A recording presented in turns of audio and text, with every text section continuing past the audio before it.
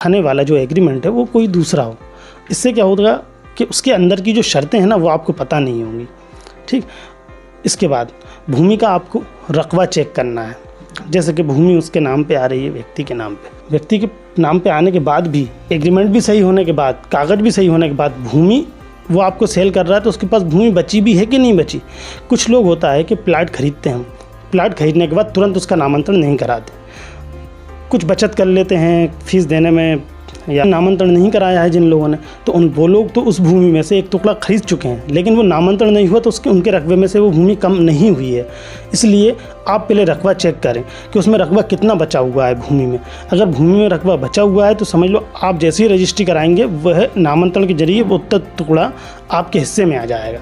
इस तरह से तो आपको रकबा ज़रूर चेक करना है कि उसमें कितना रकबा बचा है, और जैसे ही आपकी रजिस्ट्री होती तुरंत आपको इसका नामांतरण करवाना है। कि जो उसका खाता है, किसान का जो खाता है ना, वो सम्मिलित खाता तो नहीं है, और अगर सम्मिलित खाता है तो उस खाते के जितने लोग हैं उन सभी से एग्रीमेंट हुआ है कि नहीं हुआ। अगर एक दो भी छूटते हैं तो उसमें आपको दिक्कत आ सकती है भविष्य में, है ना। इसके बाद अगर जब भी सबसे लास्ट मैंने आपसे बोला था ना कि मैं आपको कुछ मौके की बिल्कुल पॉइंट वाली बात बताऊंगा।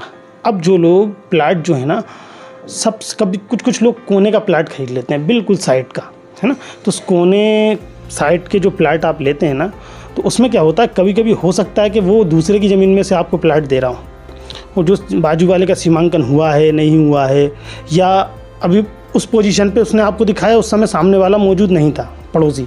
तो इसके लिए आपको क्या करना है कि कोने का प्लाट हो सकता है कि आपको कभी मिले ही ना, तो इसके लिए पहले आपको जो होती है ना उससे आपको सीमांकन कराना है, उस प्लाट का मौका उठवाना है। उस प्लाट का जब आप मौका उठवा लेंगे तो आपको पता चल जाएगा कि ये किस खसरे में है और हमारी रजिस्ट्री किस खसरे में हो रही है। और मोस्टली ये वहाँ पर होता है जहाँ पर बाजू में शासकीय ज़मीन होती है।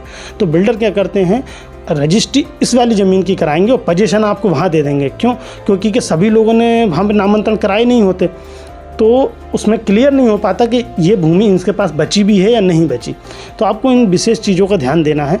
और एक सबसे महत्वपूर्ण बात, सबसे पहले आप चेक करो कि बिल्डर कैसा है। ज़मीन की जांच से पहले बिल्डर की जांच करो कि उसका पुराना रिकॉर्ड कैसा है, वो कैसा सोचता रखता था, मतलब उसने कभी किसी के साथ कोई धोखाधड़ी तो नहीं की।